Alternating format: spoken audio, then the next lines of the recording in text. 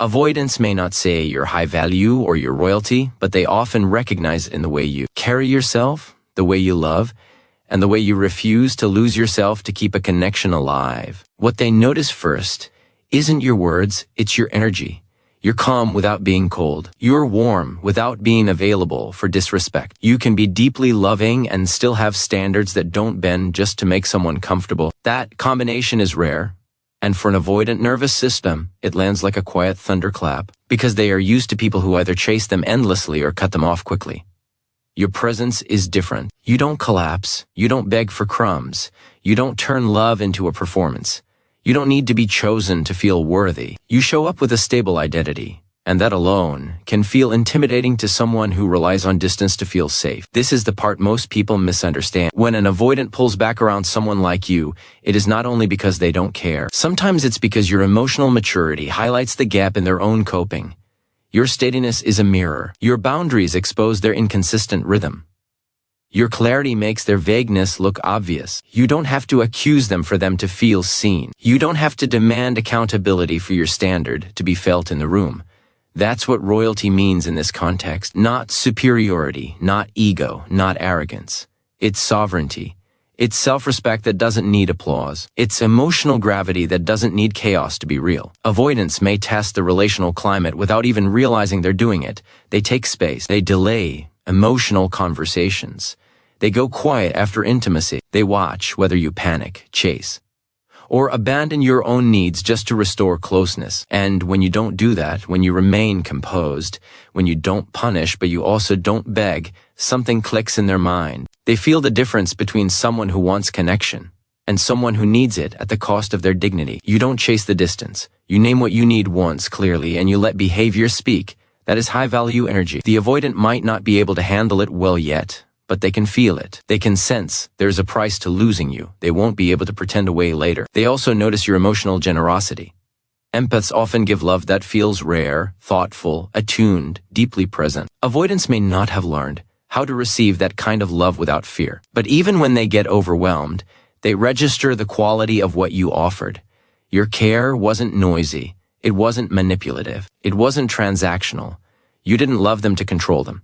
You loved them with integrity. That stands out to someone who has a history of protecting themselves from emotional closeness. It's part of why your value becomes most visible to them when you stop over-functioning. When you step back, the room feels emptier.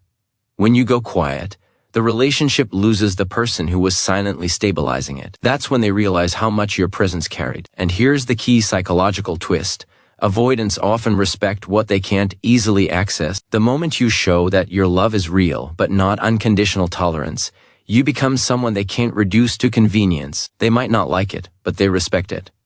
Your boundaries communicate, I am not here to be an option. Your calm says, I don't need to fight you for your attention. Your self-respect says, I can love you and still walk away from what hurts me. This creates a quiet hierarchy of value in their mind. It doesn't mean they will suddenly become secure, but it does mean they see you as rare. This is also why you can't measure your worth by their capacity to rise to it. An avoidant can recognize your value and still not be able to meet you there.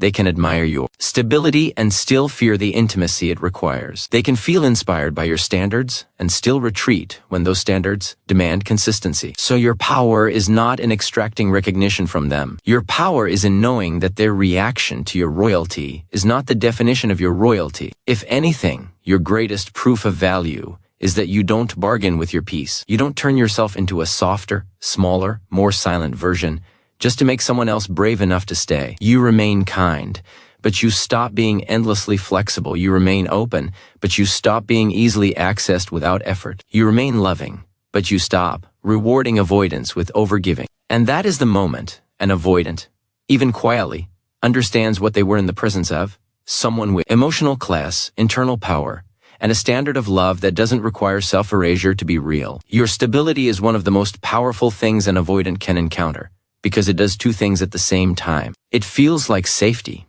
and it feels like exposure. That dual effect is exactly why you can feel them drawn toward you one day and distant the next. You are not confusing. You are consistent. Their nervous system is the one that's conflicted. When an avoidant meets someone who is emotionally grounded, they often experience a kind of quiet awe. You don't explode to be heard. You don't manipulate to be chosen. You don't create chaos just to feel closeness. You have a steady presence that doesn't depend on drama, and that alone can feel like a rare form of love. Many avoidants grew up in emotional environments that were either too unpredictable or too emotionally thin. So, stability wasn't something they mastered. It was something they survived without. And now that they're adults, they've learned to control closeness by controlling distance. That's how they protect themselves. That's how they stay regulated. So when you show up with calm strength, it feels magnetic, because your emotional stability is the kind of peace they secretly crave. But here's the part people don't talk about enough. Your stability doesn't just soothe them. It confronts them, because your steadiness quietly exposes what they've been avoiding within themselves. You don't need to accuse them for them to feel the truth. Your consistency highlights their inconsistency. Your ability to stay present highlights their habit of disappearing. Your clarity makes their vagueness feel obvious. Your calm emotional literacy makes their self-protective silence feel smaller. And this is why your stability can be intimidating. It's not intimidating because you're demanding. It's intimidating because you are a mirror they can't easily escape. Think about how avoidant coping works. When they feel too much, they pull away. When vulnerability rises, they detach. When responsibility feels heavy, they retreat into logic, busyness, or emotional shutdown. These strategies may have protected them in the past, but in a healthy relationship, those strategies create pain. And you, with your stable presence, make it harder for them to pretend those strategies are harmless. Your emotional health becomes a spotlight. Not harsh, not cruel, just unavoidable. That's why an avoidant can admire you and still struggle to handle you. They can sense that your love is not chaotic. They can sense that you don't need to be chased to feel valuable. They can sense that you're not going to become someone smaller just to keep access to them. And that triggers a deep internal pressure, because to be with someone like you, they can't rely on old patterns. They must become emotionally braver. They must learn repair. They must learn real closeness without running. They must learn how to be consistent when intimacy feels real, not just when it feels romantic. Your stability is the standard they can't negotiate. So what does an avoidant do when they feel both attracted and intimidated? Oscillate. They come close, then pull away. They show warmth, then go quiet. They feel safe with you, then feel trapped by the weight of that safety. It's not that you became too much overnight. It's that the relationship crossed a threshold where their blueprint for love was no longer enough. Your stability pushes the relationship toward depth. Their fear pushes it back toward distance. This dynamic can make you question yourself if you don't understand what's actually happening. You might wonder, am I too calm, too intense, too emotionally aware? No. What's happening is that stable love doesn't give an avoidant the same escape routes that unstable love does. With unstable love, they can say, the relationship is messy, and blame the chaos. With stable love, they are left with a simpler truth. The relationship is secure, so if I'm struggling, the struggle is in me. That realization can feel threatening. It can awaken shame. It can awaken the fear of not being enough. And rather than face that fear, they may choose distance. But none of this diminishes your value. If anything, it confirms it. Your stability is proof that you are not here to create a roller coaster. You are here to build something real. Your emotional maturity means your love has structure. It means you can offer warmth without losing your boundaries. It means you can be present without being needy.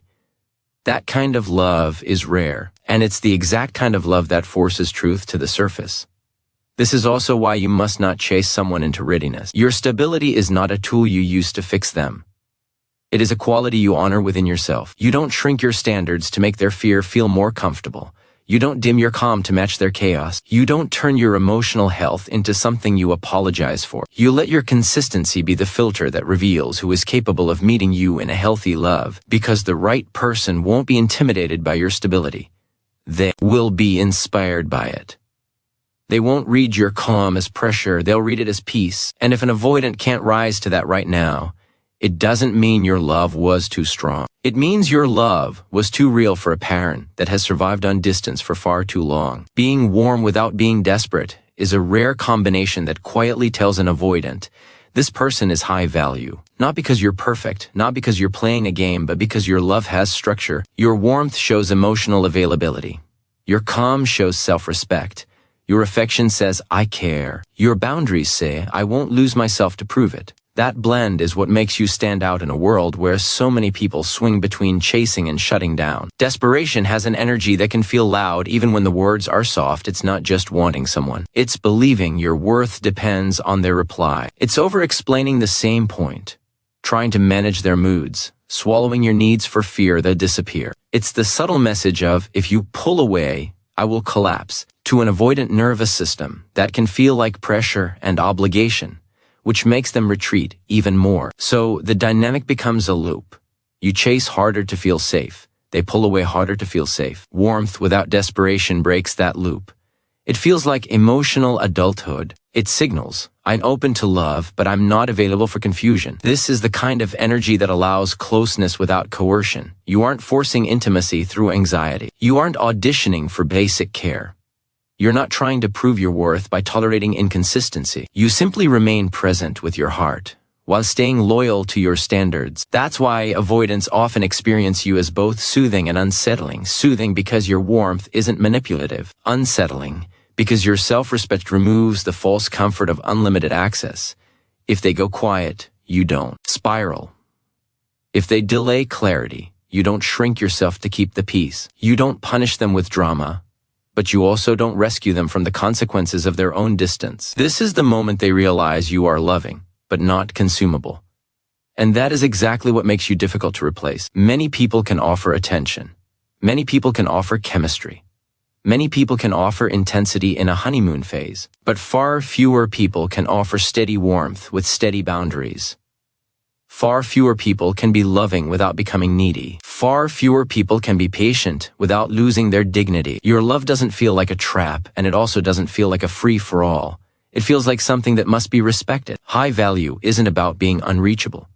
It's about being reachable with standards. So when you say, I care about you, and I need consistency, you're not being demanding. You're being clear. When you say, I'm open to repair, and I'm not open to mixed signals, you're not being cold. You're being emotionally safe. Even when you say less and simply shift your energy back into your life, that isn't silent punishment. That's the quiet language of self-respect. This is where many people get it wrong. They think power means becoming distant. They think strength means withholding love. But real strength is being kind without bargaining your self-worth. Real strength is offering warmth without handing your peace to someone else's fear. That's what avoidants notice, sometimes even more than they admit. Because the truth is, avoidants often expect the emotionally attuned partner to keep the relationship alive. They assume your empathy will cushion their withdrawal. They assume your patience will reset the clock again and again. So when you remain warm but stop chasing, you change the rules. You show them that love is not something they can access only on their terms. You show them that your affection is not a reward for inconsistency. You show them that your heart is generous, not limitless. That paradox is powerful. You don't need to threaten to leave for your standards to be felt. This is why your presence can become an emotional reference point for them. They may forget the chaos of relationships built on pursuit and pullback, but they often remember the person who brought softness with dignity, the person who didn't beg for clarity, the person who didn't make love a battlefield, the person who could say, I care, and also mean I won't abandon myself. So if you ever wonder why your energy lingers in their mind, it's because you represented something rare. Emotional security without self-erasure. Warmth without desperation is not just attractive, it's unforgettable. It teaches a silent lesson that many avoidants won't fully understand until later. That healthy love doesn't require pressure, but it does require accountability. And whether they rise to that lesson or not, your value remains the same. You become difficult to replace because you aren't just love. You are love with boundaries. You are affection with self-respect. You are warmth that doesn't chase a seat at the table because you know you can walk away and still be whole. Your quiet self-respect is more powerful than emotional chasing because it changes the entire emotional physics of the relationship. Chasing is loud energy. It says, please see me. Please choose me. Please reassure me. Please don't leave me in this uncertainty. Even when your words are kind, the urgency underneath can make an avoidant feel cornered. And the more cornered they feel, the more they retreat. That's not because your needs are wrong. It's because chasing accidentally puts your worth in their hands.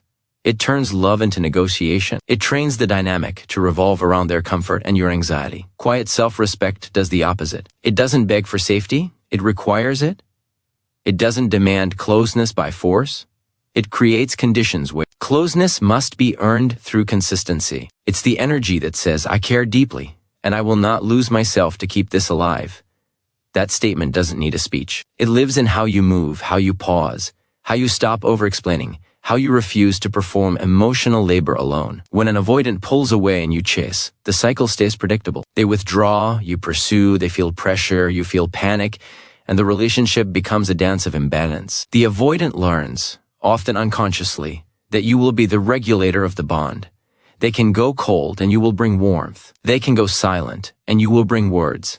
They can delay repair and you will stretch your patience until it breaks. Your love becomes a safety net that catches them before they ever have to face the consequence of their distance. But when you shift into quiet self-respect, the net disappears, not to punish them, but to protect you. You stop rescuing their patterns. You stop translating withdrawal into hope. You stop turning your anxiety into proof of devotion. Your nervous system stops volunteering for emotional overtime. This is where emotional sovereignty shows up. Sovereignty means your peace is not dependent on another person's unpredictability. It means your worth is not negotiated in the space between their hot and cold. It means you can love someone without orbiting them. You can care without contorting. You can be open to connection without requiring it to define your value. That's what your quiet self-respect communicates to an avoidant. You are not the judge of my worth. I will not chase validation from a moving target, and that hits them differently than tears or arguments ever could. Because it's not an emotional reaction they can manage. It's a boundary they can only respond to with growth or distance. Quiet self-respect also reveals truth faster. When you stop chasing, you stop masking the reality of the relationship. You let their behavior stand on its own. You see whether they are capable of repair without you carrying the whole weight. You see whether their affection is stable or only activated by the fear of losing you. You see whether they can step toward your needs with courage or whether they retreat and label your standards as too much. This is why quiet self-respect feels powerful. It is not performative strength. It is diagnostic strength. It shows you what is real.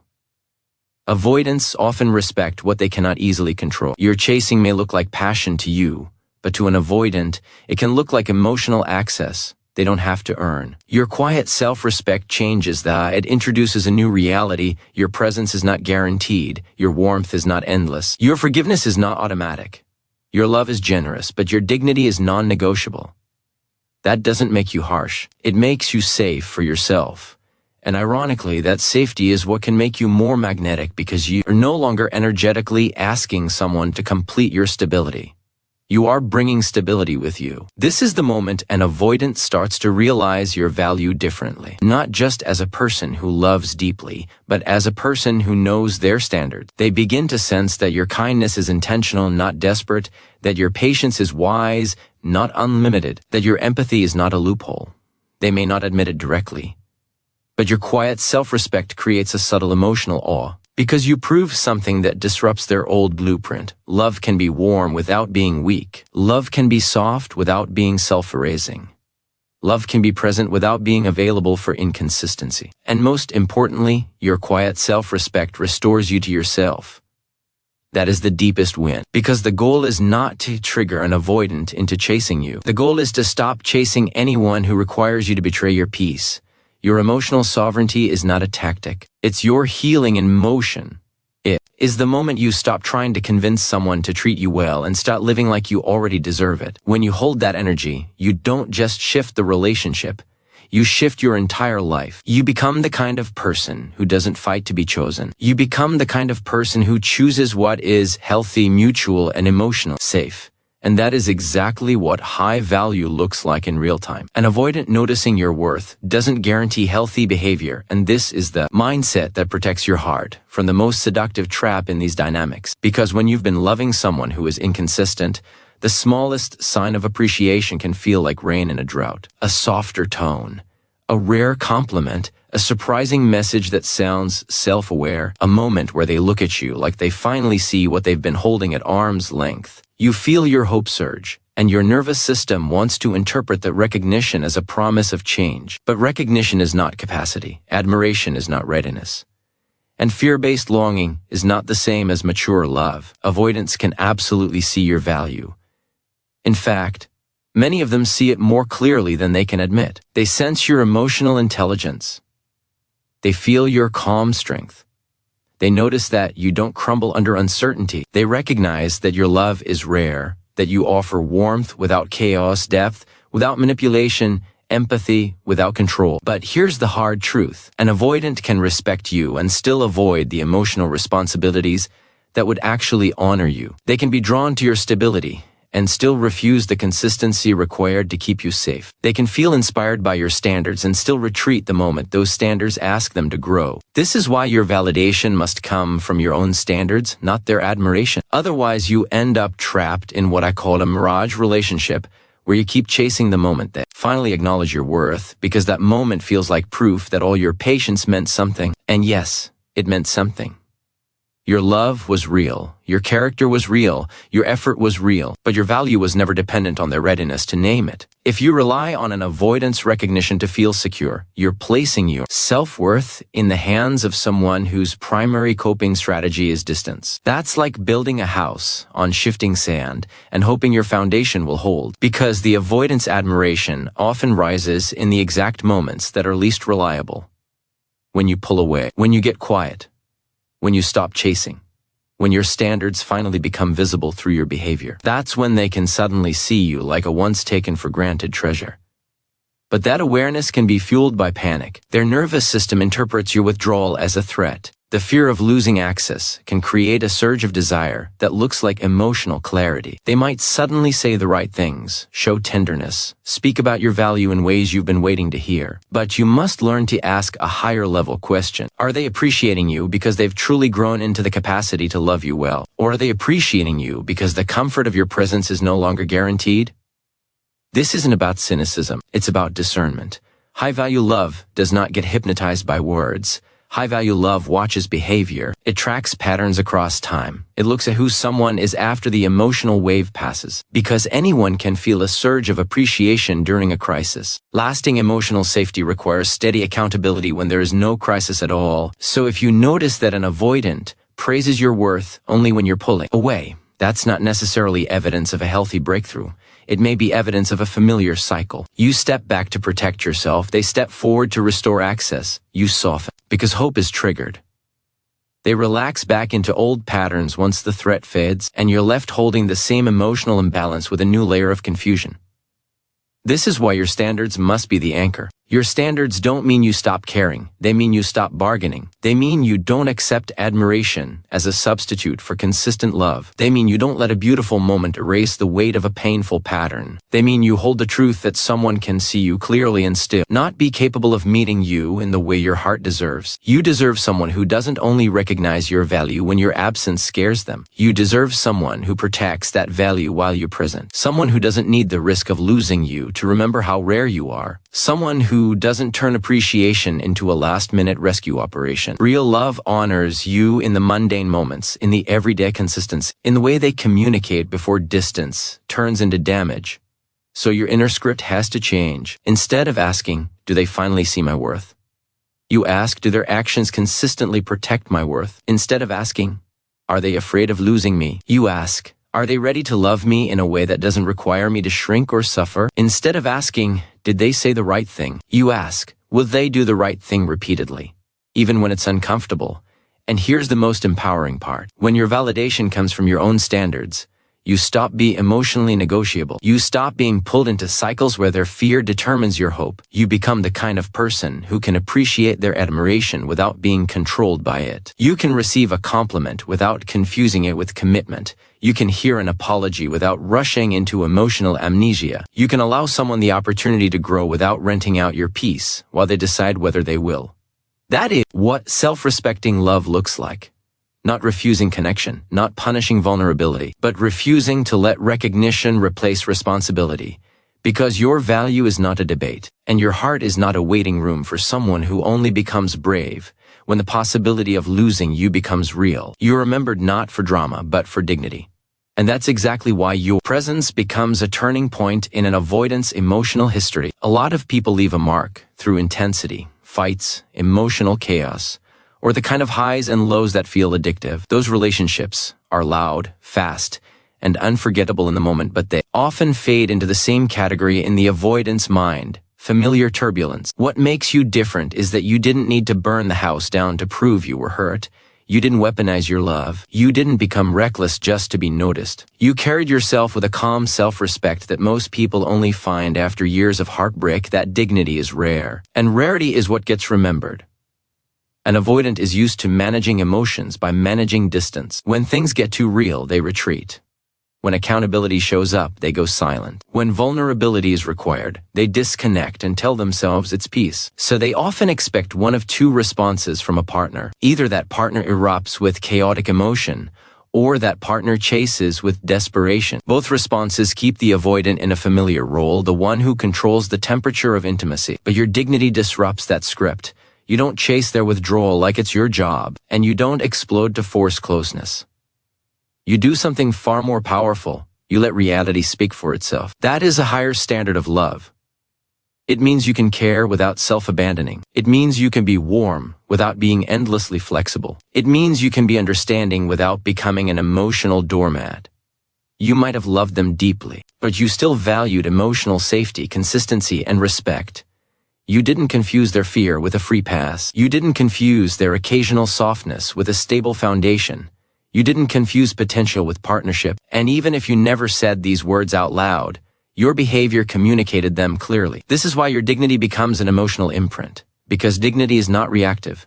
It's principled. It's the quiet decision to stop pleading for what should be freely given. It's the strength to step back when your needs are repeatedly minimized. It's the courage to let someone feel the consequence of their distance without you trying to cushion it. Avoidants may not know how to handle that at first, but they feel it.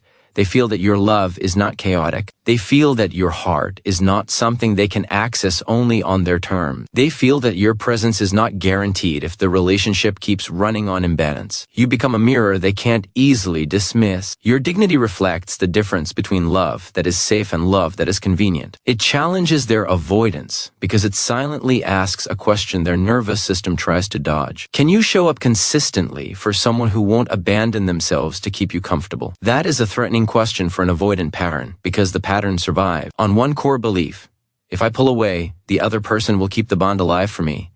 Your dignity breaks that belief. You don't punish them. You simply stop doing all the emotional labor alone. And nothing wakes up an avoidance awareness faster than losing easy access to someone who loved with integrity. This is why later on they may look back and feel a specific kind of regret that doesn't show up after chaotic relationships. Chaos allows an avoidant to blame the storm. They can say it was too much, or it was toxic, or we were incompatible. But your dignity doesn't give them that escape. Your calm love, your respectful communication, your steady standards, your refusal to play emotional games, those things make it harder for them to rewrite history. If they miss you, they have to face a cleaner truth. You were healthy, you were rare, and their avoidance had real cost. You modeled what love could look like without fear running the relationship. That model stays with them, even if they don't admit it, even if they never change, because you represented a kind of love that didn't require emotional instability to be intense. You showed that intimacy can be kind, repair can be mature, boundaries can be loving, and self-respect can coexist with deep care. That's the lesson that echoes in their mind when they're older, when they're calmer, when they're finally honest about what they lost. But here's the most important part for you. You are not valuable because they remember you. You are remembered because you were valuable. Your dignity isn't a strategy to haunt someone's heart. It's your self-respect coming alive. It's you choosing a healthier identity. It's you deciding that love should not cost you your nervous system, your peace, your self-worth. So whether they ever fully understand what you represented or not, your growth still counts. Your standard still matters. Your quiet strength still protects your future, because the truth is, drama can be unforgettable. But dignity is transformative. It doesn't just leave a memory, it leaves a blueprint. And the avoidant who encountered your blueprint will always know somewhere deep down that you were not just a person who loved them. You were a person who showed them what love looks like when it's brave, self-respecting, and real.